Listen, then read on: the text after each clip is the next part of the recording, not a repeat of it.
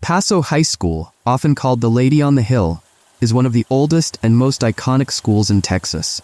The historic building, constructed in 1916, is an architectural masterpiece, complete with marble staircases, grand columns, and sweeping views of the city. But behind its grandeur lies a much darker history, one that continues to haunt students and staff to this day. The story begins in the fall of 1985. It was a cool, crisp October day when the tragedy happened. The students of El Paso High were preparing for homecoming, decorating the gym and rehearsing for the big game. Spirits were high, and the excitement was contagious. But no one could have predicted the horrific event that would soon cast a long shadow over the school. Her name was Sylvia Martinez. She was 17 years old, a bright and cheerful senior with dreams of going to college and starting a career in journalism. Sylvia was well-liked, always the center of attention, and had been voted homecoming queen that year. But beneath her smile, Sylvia had been battling depression, something she had kept hidden from her friends and family. On the morning of October 18, 1985, Sylvia was seen walking through the halls of El Paso High, heading toward one of the school's most secluded areas, the fourth-floor hallway that led to the old classrooms. It was a part of the building that had been mostly abandoned, as newer wings had been added over the years, and few people ever ventured up there. What happened next remains unclear, but by mid-afternoon, Sylvia's lifeless body was discovered in one of the empty classrooms. She had taken her own life, jumping from one of the tall windows that overlooked the school's courtyard. The news of Sylvia's death spread quickly, and the entire school was thrown into shock. No one could understand why such a promising young girl had made such a tragic decision. Grief counselors were brought in, and for weeks, the school was enveloped in mourning. But soon, strange things began happening. Students who passed by the fourth-floor hallway reported seeing Sylvia standing near the window where she had jumped. At first, these were just fleeting glimpses, someone catching sight of a figure out of the corner of their eye, only for it to disappear when they looked again. But as the weeks passed, the sightings became more frequent and more disturbing. One evening, just before Christmas break, a group of students was working late on a school project. As they packed up their things and prepared to leave, one of them, Miguel Hernandez, noticed a girl standing at the end of the hallway. She was wearing a white dress, her long dark hair hanging loose around her shoulders. "Miguel? Who's that?" one of his friends asked, pointing down the hall. "I don't know," Miguel replied, squinting to get a better look. The girl didn't move, didn't make a sound. "Maybe she's lost," another friend suggested. But when they called out to her, the girl turned and slowly walked toward the old classrooms. Something about the way she moved didn't feel right. It was as if she was floating, her feet never quite touching the ground. Miguel felt a chill run down his spine, and his friends looked just as uneasy. "Let's get out of here," one of them muttered, and they all hurried down the stairs, too scared to investigate further. The next day, Miguel asked around if anyone had been on the fourth floor that evening, but no one knew anything. When he described the girl to one of the teachers, they went pale. "That's Sylvia," the teacher said quietly. "She used to wear a white dress, just like the one you described." From that point on, Sylvia's ghost became a common topic of conversation at El Paso High. Some students swore they heard her voice calling out from the fourth floor. Others said they had seen her walking through the halls late at night, always heading toward the window where she had jumped. But the strangest event happened a year later, in October 1986, on the anniversary of Sylvia's death. It was a Friday afternoon, and the school was buzzing with energy as students prepared for the weekend. But in one classroom on the third floor, something inexplicable happened. A teacher, Ms. Reyes, was grading papers when she heard a knock at the door. Thinking it was one of her students, she called out, "Come in." But no one entered. When she opened the door, the hallway was empty. Ms. Reyes shrugged it off, thinking it was just a prank, and returned to her desk. But a few minutes later, the knock came again. Louder this time. She opened the door once more, and again, no one was there. This time, however, as she turned to close the door, she saw something out of the corner of her eye, a figure standing at the far end of the hallway, near the staircase. It was a girl, wearing a white dress, her dark hair framing her face. Miss Reyes felt her heart skip a beat. She had heard the stories, but she had never believed them.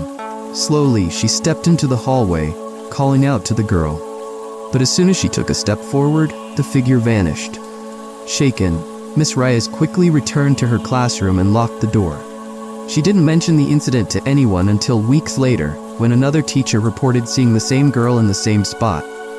Over the years, more teachers and students have had similar experiences at El Paso High.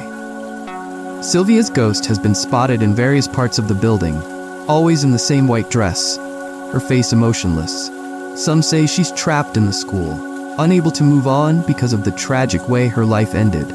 Others believe she's trying to send a message, perhaps warning others who feel the same despair she once did. In 2002, the school attempted to renovate the old classrooms on the 4th floor, hoping to put an end to the hauntings. But the construction workers reported hearing strange noises, whispers, footsteps, and even the sound of someone crying, when no one else was around.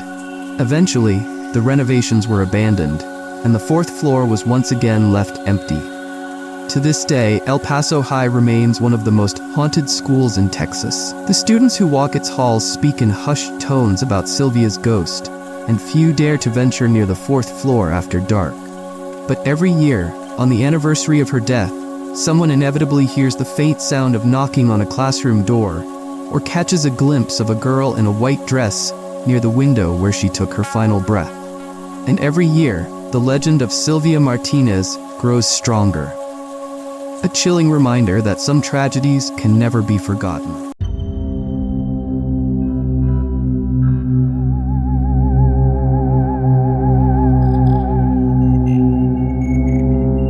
The school was massive, with sprawling halls and classrooms that seemed to stretch for miles. But there was one section no one ever ventured into, the farthest wing on the 3rd floor. It wasn't cordoned off with caution tape or marked as forbidden. In fact, it was as if it didn't exist. No teachers mentioned it, no signs led to it, and no one ever seemed to have a reason to go that way.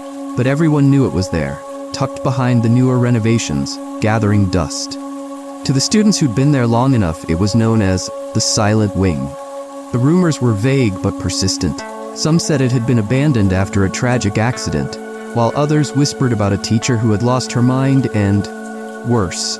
But there was no solid evidence, just stories passed from one graduating class to the next. Sarah wasn't the type to believe in school legends. She was a straight-A student, focused on her grades and her future. But when her best friend Kim dared her to go into the Silent Wing, she couldn't resist. Not because she believed in the stories, but because she didn't want Kim to think she was afraid of a few dusty classrooms. It was after school when they decided to sneak in. The building was nearly empty, save for a few after-school clubs. The janitors had started their rounds, but no one was anywhere near the 3rd floor. Kim followed close behind as Sarah led the way up the stairs, the echo of their footsteps the only sound in the stillness. When they reached the 3rd floor, everything looked normal. Classrooms lined the halls like any other part of the school, but as they moved deeper into the wing, the air seemed to grow heavier, colder.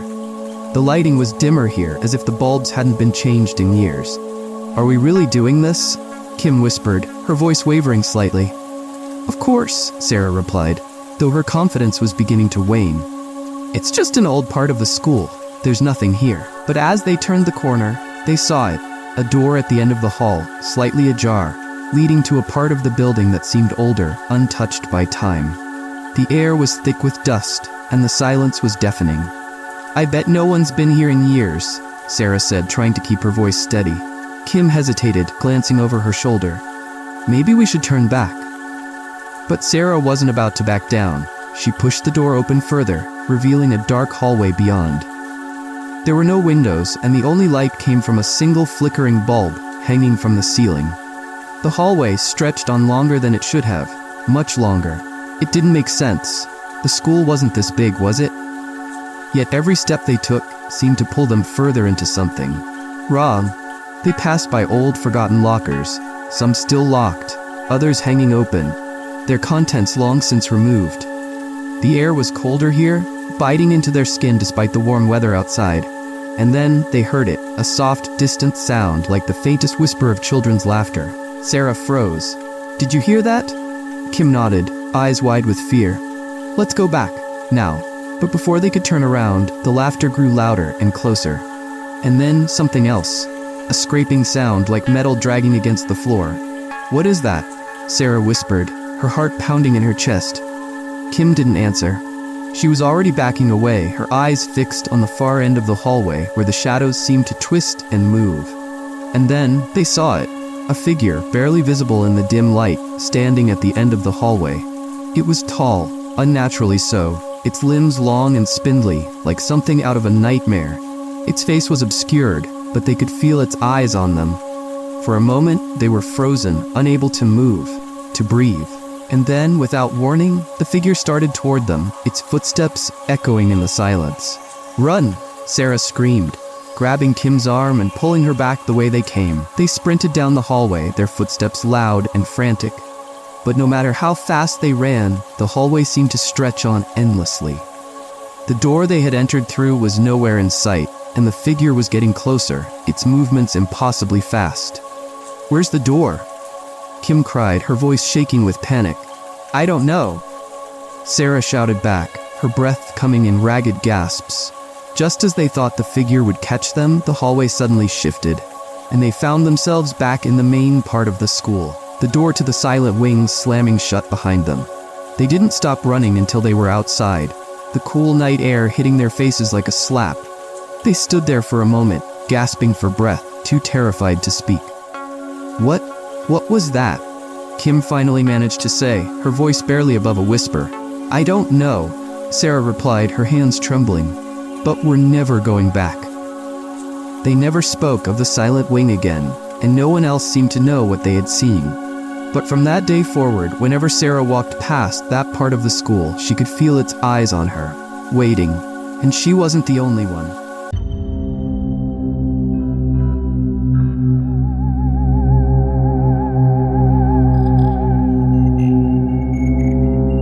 Deer Park School, nestled in a quiet suburb, was one of those institutions where nothing ever seemed out of the ordinary.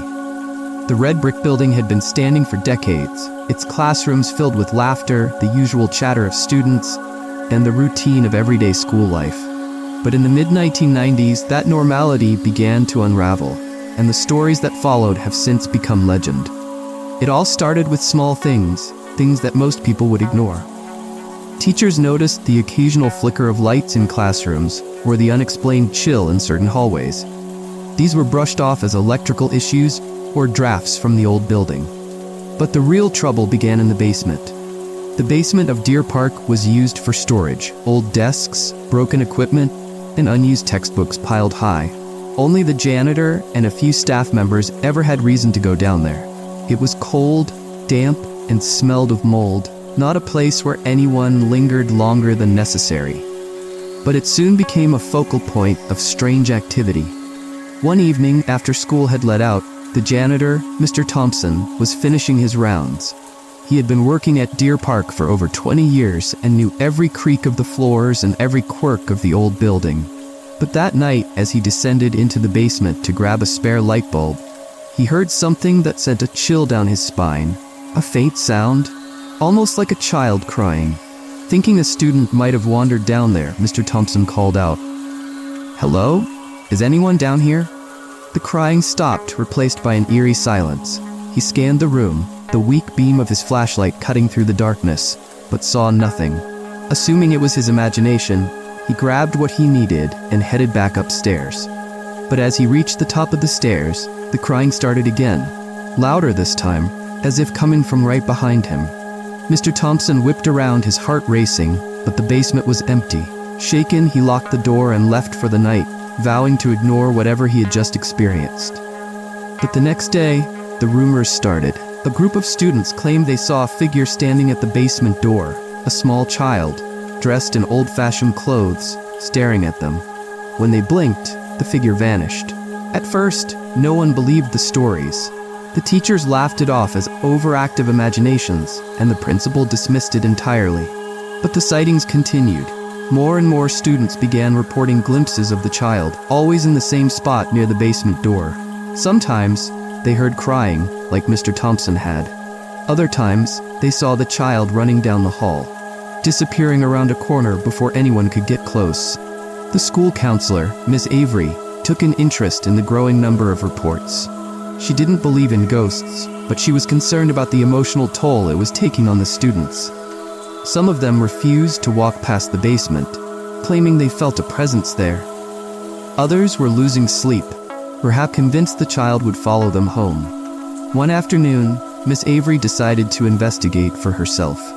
She waited until school was out and made her way down to the basement. As she stood in the middle of the room, she couldn't shake the feeling that she wasn't alone. The air was heavy, and the faintest sound of whispering echoed off the walls. She called out, but no one responded. Then, as she turned to leave, she saw it, a small figure standing at the far end of the basement. It was a child just as the students had described, wearing old clothes that looked like they belonged to another era. The child's face was pale, almost translucent, and its eyes were dark, empty voids. Miss Avery froze, fear gripping her. She wanted to run, but her legs wouldn't move. The child stared at her for what felt like an eternity, before slowly raising its hand and pointing towards the far wall. Without thinking, Miss Avery turned and followed the direction of the point. There, hidden behind old boxes, was a small wooden door she had never noticed before. Summoning all her courage, Miss Avery approached the door. It was locked, but as she touched the handle, it creaked open, revealing a narrow, dusty passageway. She stepped inside, her heart pounding in her chest. The passage was barely wide enough for her to move through, and the further she went, the colder it became. She had no idea where it led, but she felt compelled to keep going. At the end of the passage, she found a small room, no bigger than a closet. In the center of the room was a single, broken chair and a stack of old papers. As she sifted through the papers, she realized they were old school records dating back to the early 1900s. And there, listed among the students, was a name that sent chills down her spine. Emily Warren, age 7, died 1913. The realization hit her like a punch to the gut. Emily had been a student at Deer Park over a century ago. According to the records, she had died in a tragic accident. She had fallen down the basement stairs and broken her neck. The school had covered it up, not wanting the bad publicity. And over the years, the story had been forgotten. But Emily hadn't. Miss Avery rushed back up the passage and out of the basement, her mind racing. She knew she had to tell someone, but who would believe her? She couldn't even fully comprehend what she had seen. But as she reached the top of the stairs, she felt a cold hand on her shoulder. She turned, expecting to see the child again, but there was no one there. From that day forward, Miss Avery was never the same. She resigned from her position at the school and moved away, unable to shake the feeling that Emily was still watching her, still waiting. But the story didn't end there. Over the years, more sightings of the child have been reported. New teachers and students alike have seen her near the basement, and the faint sound of crying still echoes through the halls at night.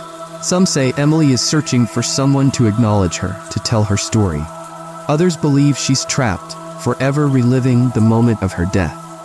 To this day, Deer Park School remains open, but few dare to venture into the basement. The door Miss Avery found has since been sealed. But the feeling of unease lingers.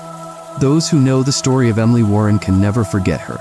And every so often, when the halls are quiet and the lights flicker, someone will hear the soft sound of a child crying, and they'll know Emily is still there. And if you dare, don't forget to subscribe to Mr. Spooky's channel for more spine-chilling stories. Until next time, stay safe.